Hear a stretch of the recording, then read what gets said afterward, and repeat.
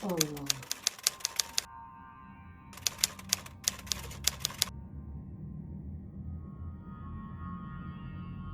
Assalamualaikum warahmatullahi. Assalamualaikum.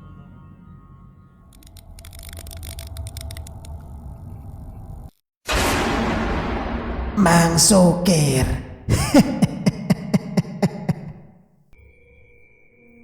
A'udzubillahi minasyaitonirrajim. Bismillahirrahmanirrahim. Assalamualaikum warahmatullahi wabarakatuh. Kembali lagi bersama Mang Sukir. Untuk cerita kali ini, Mang Sukir akan menceritakan sebuah kisah yang berjudul Bercinta dengan Hantu. Cerita ini ditulis oleh Menhesel. Dan bagi teman-teman yang ingin membacanya secara langsung, teman-teman bisa langsung kunjungi link yang saya sudah siapkan ada di deskripsi. Sebelum Mang Sukir bercerita, Mang Sukir mohon dukungan dari teman-teman untuk subscribe channel ini dan nyalakan notifikasinya agar teman-teman tidak ketinggalan cerita-cerita dari Mang Sukir. Dan bagaimanakah untuk cerita kali ini? Langsung saja kita ke ceritanya. Malam pertama adalah malam paling bahagia bagi sepasang kekasih yang baru melangsungkan pernikahan. Akan tetapi, tidak bagi Jazima. Perempuan itu malah ditinggalkan oleh Narendra, suaminya. Narendra menghabiskan malamnya untuk berhubungan intim dengan hantu wanita di kamar kosong. Untuk beberapa lama, hantu wanita itu berhasil mengambil penuh perhatian Narendra hingga pria itu tega menyakiti Jazima. Narendra tidak pernah tahu jika rumahnya menyimpan rahasia besar. Ratusan kemarau silam di tempat itu seorang perawan dikorbankan dalam ritual keabadian. Ayah dan kakeknya menyimpan rapat kisah itu, melupakan fakta bahwa di dalam tubuh Narendra mengalir darah Sawiro. Malam itu Purnama menyembunyikan sebagian diri di balik kemauan, melalui jendela kayu yang sedikit terbuka. Cahayanya menyelusup ke sebuah ruangan, memberi sedikit penerangan pada Narendra yang duduk merenung. Laki-laki itu memilih menyendiri setelah pesta pernikahan yang begitu meriah. Ia tak menyukai lampu besar yang menusuk mata, musik yang memegahkan telinga, ataupun orang-orang yang terus bicara dan tertawa dalam waktu yang sama. Narendra memaknai keheningan sebagai nyanyian nirwana, seni tingkat tinggi yang menenteramkan jiwa. Suasana di mana pikirannya menjadi tajam dan seluruh indranya menyala. Narendra tidak peduli jika Jazima perempuan yang siang tadi ia nikahi sekarang sedang bingung mencarinya. Mereka akan menghabiskan seumur hidup untuk bercinta. Tak masalah kalau malam ini Narendra terlambat barang 5 atau 10 menit masuk ke kamar pengantin. Temaram cahaya bulan membantunya melihat jarum jam di pergelangan tangan. Pukul 12 malam kurang 5 menit. Merasa sudah terkumpul kembali seluruh energi, Narendra bangkit. Ia melangkah meninggalkan kamar kosong itu. Saat hendak mengunci pintu, Narendra mendengar sayup suara senandung. Lampu sudah dimatikan semua. Narendra yakin penghuni rumah telah ada di kamarnya masing-masing. Apalagi seusai pesta pernikahan yang melelahkan, pasti mereka tengah bermain di alam mimpi. Narendra terdiam. Suasana senandung masih ada. Rasa penasaran membuatnya urung meninggalkan tempat itu. Ia menyimak dengan seksama. Suara itu berasal dari arah kanan. Narendra memutar pandang. Tidak ada siapa. Matanya hanya menangkap sebuah kamar yang menghadap ke arahnya. Itu ruang rahasia milik mendiang Aditya Digi Sawiro, kakeknya. Kian lama senandung itu terdengar kian jelas. Suara sadu seorang wanita. Jantung Narendra seakan berhenti berdetak. Terkejut bercampur penasaran menyergapnya. Siapa yang berada di kamar itu? Batinnya. Selama hampir 30 penghujan ia tinggal di rumah itu. Kamar tersebut dilarang dimasuki oleh siapapun, kecuali mendiang kakeknya. Aneka praduga mulai menggelapkan mata Narendra. Ia percepat langkah. Tak sabar ingin mengetahui siapa wanita di dalam kamar tersebut.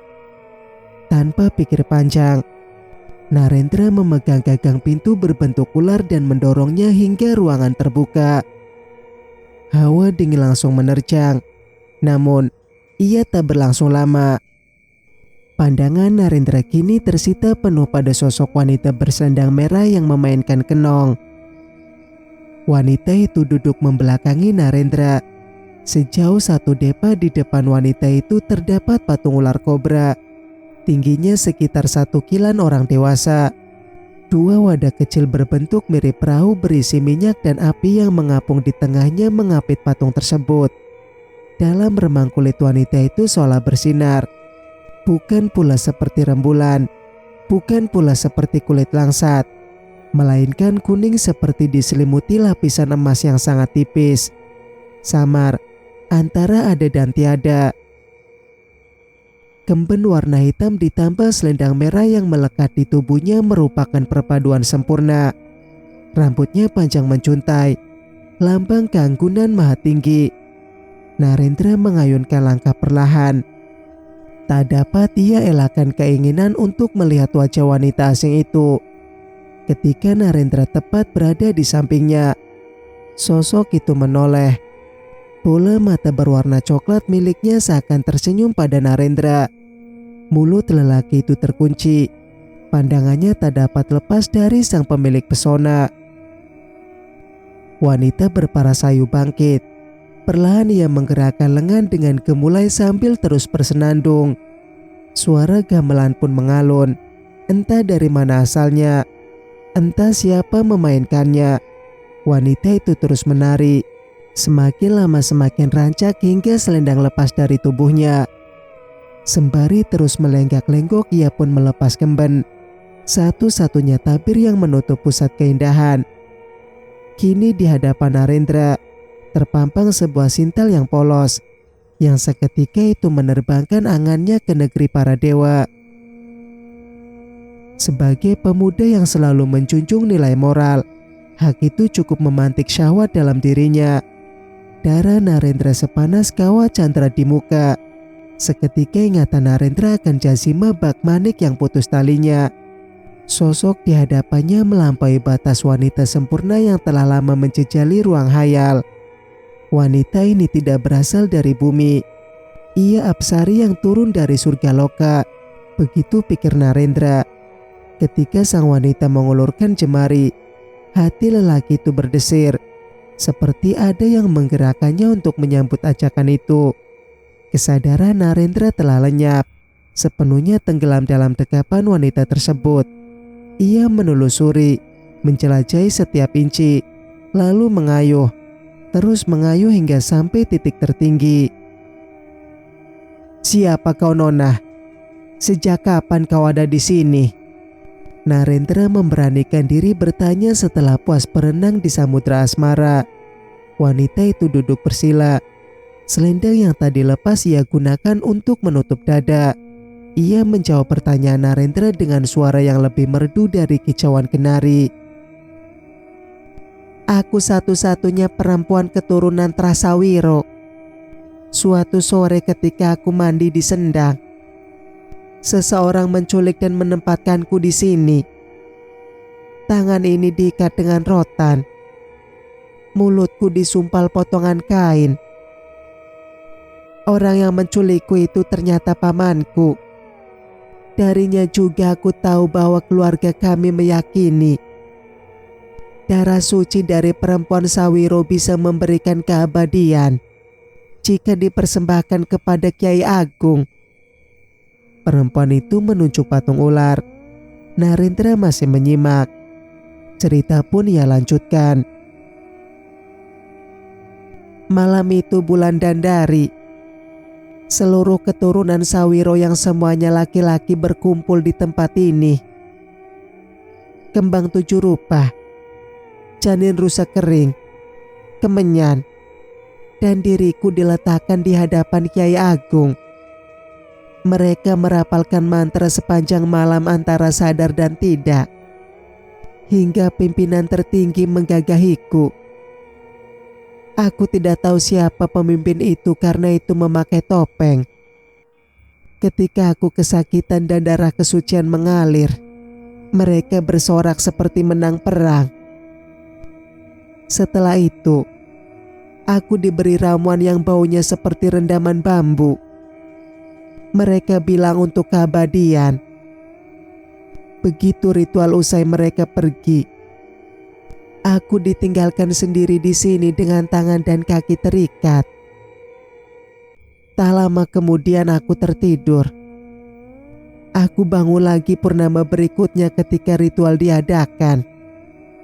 Mereka menggagahiku bergantian dalam akhir ritual. Lalu, aku tidur lagi. Bangun pada purnama berikutnya lagi. Terus terulang seperti itu hingga kakak tertua membocorkan rahasia agar aku terhindar dari ritual. Ia menyuruhku memukul kenong pada malam purnama. Dengan begitu roh Kiai Agung tidak akan muncul dan para sawiro tidak akan berkumpul. Kenong biasanya digunakan untuk memanggil para dewa. Kiai Agung akan mengira para dewa sedang ada di tempat ini, sehingga ia tidak berani datang. Kiai Agung akan mengira para dewa sedang ada di tempat ini, sehingga ia tidak berani datang. Aku pun melakukannya dan tidak ada lagi seorang pun yang kemari untuk melakukan ritual. Tapi, kenapa saya baru melihatmu sekarang? Dan pakaianmu bukan seperti wanita pada umumnya. Kapan ritual seperti itu diadakan? Dan keturunan Sawiro yang mana yang kau maksud itu? Mereka semua sudah meninggal. Sekelumit kesadaran membuat Narendra melontarkan beragam tanya. Wanita itu menatap tepat ke bola mata Narendra. Lalu, ini pakaian umum di tempatku. Keturunan Sawiro tidak ada yang mati. Darah mereka masih deras mengalir di muka bumi, termasuk dalam dirimu. Itulah alasan kau bisa mendengar senandungku. Narendra terdiam. Ia berusaha memahami apa yang terjadi.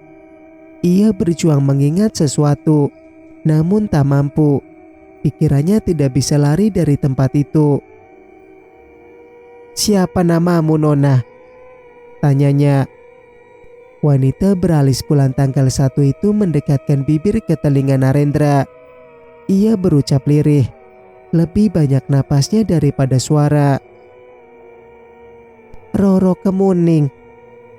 Lalu, ia menatap tengkuk Narendra. Lalu seketika melanda pemuda itu. Kantuk seketika melanda pemuda itu. Tak dapat ia tahan mata yang ingin terpejam. Narendra ambruk. Singkat cerita, pagi harinya Narendra ditemukan tertidur di depan kamar rahasia. Asi pembantu rumah itu yang pertama melihatnya saat hendak menyapu. Perempuan itu membangunkan Narendra.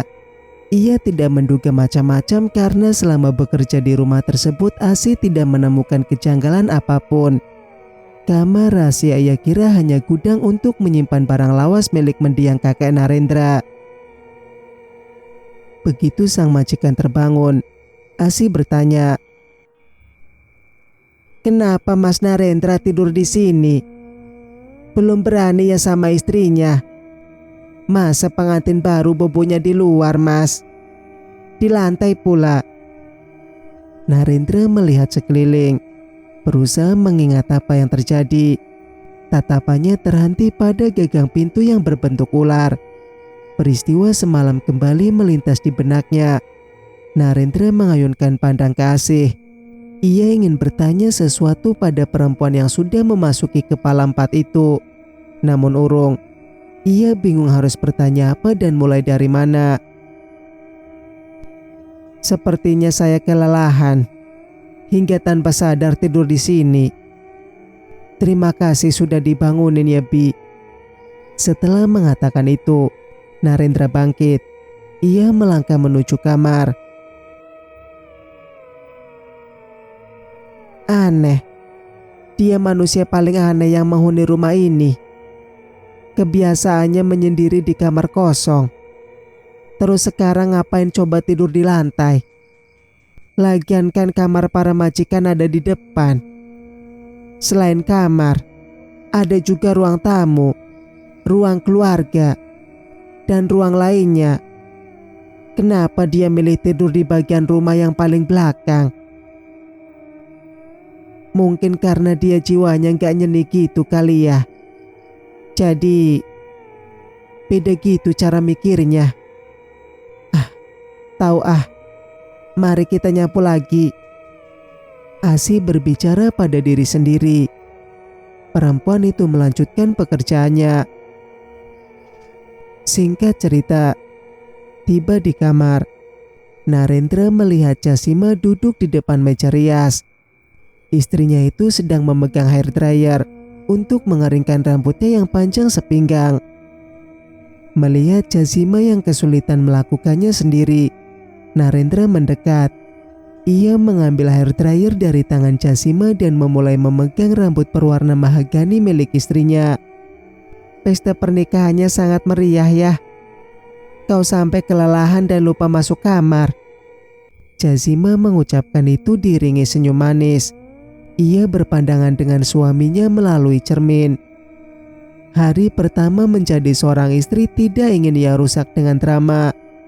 Meski kepiluan merebak di hatinya akibat malam pertama tak tersentuh, Jasima berusaha berlapang dada.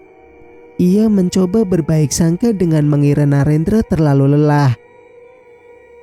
Iya, saya tertidur di lantai di kamar kosong tempat biasanya saya menyendiri.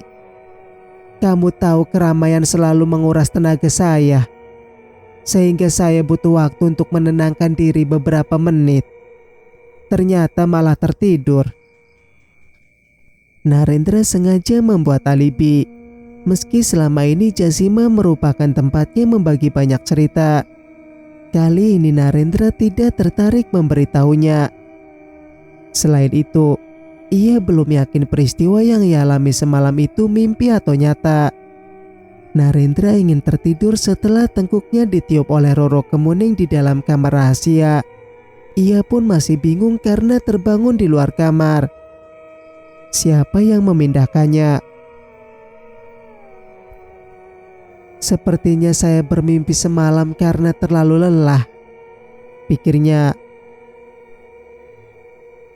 Maaf atas ketidaknyamanan ini. Sungguh saya tidak berniat meninggalkanmu, ucap Narendra sembari mengeringkan rambut istrinya. Jasima membalik badan. Ia menggenggam tangan suaminya dengan lembut. Hei, kenapa kau minta maaf? Ini hanya perkara kecil sayang. Lagi pula mana bisa nikmat kalau melakukannya dalam keadaan capek. Aku benar kan? Jasima mengedipkan mata lalu menggigit bibirnya sendiri. Melihat sikap istrinya, Narendra merasa senang. Ia mengerti apa yang diinginkan wanita itu. Narendra langsung membungkam mesra bibir Jasima yang dioles gincu warna marun. Kesenangan itu tidak berlangsung lama. Tiba-tiba tarian Roro Kemuning yang semalam dilihatnya melintas dalam benak. Seperti hujan yang mengguyur kobaran api dalam diri Narendra. Lelaki itu langsung melepaskan istrinya. Jasima tidak mampu membentangkan hayalan liar seperti Roro Kemuning. Ketika Narendra menyentuh istrinya, hanya kehampaan dan hambar yang ia rasa. Bagaimana bisa begini? Sementara saya sangat mencintai Jasima, batin Narendra. Ada apa denganmu? Kegelisahan membayang di mata Jasima. Ia menyentuh pipi suaminya. Aneh ia kira ketika Narendra tiba-tiba melepaskan dirinya dengan kasar. Gerakan itu lebih mirip sentakan. Narendra gugup. Ia tidak mampu menatap wanita bermata belo itu. Tidak apa. Saya itu harus segera ke studio foto karena ada klien yang menunggu saya. Ini sudah terlambat. Saya lupa. Khawatir Jazima akan memberondongnya dengan banyak pertanyaan, Narendra bergegas menuju kamar mandi. Ia merasa kacau. Di satu sisi ia punya kewajiban terhadap Jazima. Di sisi lain bayangan Roro Kemuning menghantui. Melihat sikap dingin suaminya, pertahanan Jazima hampir saja ambrol. Air mata hendak mengalir, namun ia tahan. Alasan yang dilontarkan Narendra memang benar. Beberapa hari ini mereka sibuk mengurus pesta pernikahan sehingga pekerjaannya terbengkalai. Kini, saat pesta selesai, pekerjaan yang terabai harus segera dibereskan agar tidak menimbulkan kerugian. Jazima bukan anak kecil yang bisa merengek sesuka hati jika keinginannya tidak dipenuhi. Lagi pula selama mereka pacaran, Narendra memperlakukannya dengan baik. Pria itu juga romantis. Sikap dingin satu malam, mana bisa menghapus perhatian yang konsisten dilakukan selama 12 purnama. Sementara Jazima membesarkan hati, perang terjadi dalam diri Narendra. Ia harus memilih Jazima atau Roro Kemuning. Namun, siapa itu Roro Kemuning? Apakah perempuan itu hanya ilusi yang diciptakan oleh pikirannya sendiri? Narendra menyalakan shower. Ia harap kucuran air meluruhkan kegundahan yang menyelimutinya pagi ini. Singkat cerita, Jazima sudah tidak ada di kamar ketika Narendra selesai mandi. Wanita itu sudah berangkat ke butik muslimah miliknya yang belum lama dibuka. Setelah menyelesaikan kuliah sastra Arab di Malaysia, Jazima memilih berbisnis daripada menjadi pengajar. Narendra kembali teringat peristiwa yang dialami semalam. Ia berpakaian dengan cepat. Rambut belum ia sisir ketika melangkah panjang ke bagian rumah paling belakang. Di ruang makan Narendra bertemu sang ibu. Jazima baru berangkat, nak. Ndak sarapan katanya buru-buru. Kondak kamu antar dia? Tanya wanita berlesung pipit itu. Tidak, mah. Saya juga ada urusan penting pagi ini. Narendra mengulas senyum. Anak zaman sekarang beda sama zaman mama dan papa. Kalau dulu mama sih nempel terus ke papa. Biarpun kami nikah karena dijodohkan. Nggak ada itu istilah pacaran. Ketemu aja baru sekali pas tunangan. Tapi begitu nikah klop kan. Jangankan kok sampai berangkat kerja sendiri-sendiri. Papa ke kamar mandi aja mama ikut. Seloroh perempuan berambut cepak itu. Zaman sudah berubah, mah. Dulu alasan orang menikah kebanyakan demi kepatuhan pada orang tua. Perkataan orang tua kan disamakan dengan sabda Pandita Ratu Tan Kenawala Wali. Apapun yang diucapkan mereka harus terjadi. Kalau zaman sekarang orang nikah demi kebahagiaan diri sendiri. Orang tua memerintah. Anak berusaha memberi pengertian tentang apa yang diinginkan dan tidak. Dipaksakan tidak enak gitu, mah. Yang namanya pernikahan kan tidak terus-menerus bahagia, nak. Apalagi kalau sudah punya anak. Dari waktu ke waktu kebahagiaan makin turun. Kalau alasan menikah demi bahagia, berarti ketika kehidupan mulai rumit karena ngurus anak-anak, memenuhi kebutuhan ini itu, dan kebahagiaan sudah sangat minim, pernikahan harus ditinggalkan gitu. Rusak, nak. Rusak kalau diikuti apa katamu itu. Terang Lestari sambil mencubit kemas pipi putranya. Bukan gitu, mah. Menurut penelitian memang benar apa kata mama. Kebahagiaan dalam pernikahan semakin lama memang semakin turun. Apalagi setelah kehadiran anak-anak. Nanti akan naik lagi mendekati usia senja. Iya, emang seperti itu. Makanya, penting untuk mencari orang yang bisa diajak kerjasama. Ya, seperti Jazima. Selama ini saya bahagia hidup sendiri, mah. Kalau saya menikah diusahakan kebahagiaan saya nggak kurang dong. Caranya dengan memilih pasangan yang tetap memberikan ruang agar saya tidak mengejar passion, kenal teman baru, bisa tetap melakukan hobi. Itu maksud saya. Kalau dijodohkan mana bisa mengukur kecocokan sejauh itu mah. Paling kenal 2 minggu sudah diminta lamaran, terang Narendra. Pinter yang mendebat mamanya, memberi ruang segala istilahnya. Yang namanya cinta pasti nempel lah. Kalau ndak nempel terus berarti ndak cinta. Contoh ini mama dan papamu. Kami ndak mikir sejauh dirimu, tapi bisa membina rumah tangga dengan sukses. Bahkan sampai papamu berpulang. Sudah, ndak usah kejauhan kamu mikirnya. Orang berumah tangga itu yang penting punya 4 cagak: jujur, ikhlas, setia, dan kasih sayang. Udah, itu aja. Narendra mengangguk. Ia tidak ingin lagi terlibat pembicaraan terlalu panjang. Kamar rahasia itu lebih penting kini. Setelah pamit pada ibunya, Narendra kembali melangkah cepat. Sangat jarang orang lalu lalang di dekat kamar rahasia kecuali Asi dan Narendra sendiri. Tiba di depan kamar, Narendra langsung memegang gagang pintu. Ia mendorong, namun tidak bisa. Pintu itu terkunci. Bagaimana bisa? Gumamnya.